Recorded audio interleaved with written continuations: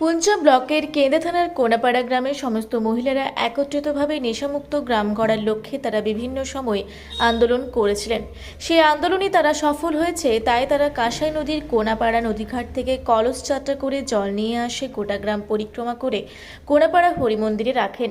জল নিয়ে এসে সাংবাদিকদের মুখোমুখি জানান রেবাজ শহীদ যে আমাদের গ্রামের সমস্ত পুরুষ সমাজ মদের নেশায় নামেতে হরি নামে মেতে উঠুক, সেই লক্ষ্যে আমাদের এই কলস যাত্রা করে 24 প্রহর হরিনাম সংকীর্তনের আয়োজন করা হয়েছে।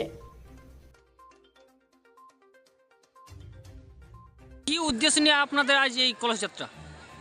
আপনারা তো জানেন যে আমাদের কোনাপাড়া গ্রামে নেশামুক্ত গ্রাম গড়ে তোলার জন্য আমাদের এই সমস্ত মহিলারা নানা রকম আন্দোলন করে আমরা সফল হয়েছি, যাতে আমাদের গ্রামে শান্তি শৃঙ্খলা বজায় আছে।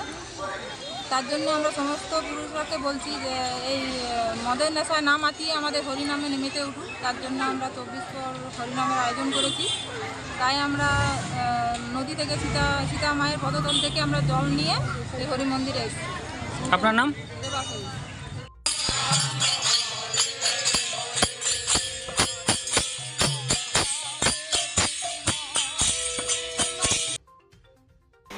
কেন্দা থেকে দীপু পরামানিকের রিপোর্ট, রূপসী বাংলা মিডিয়া।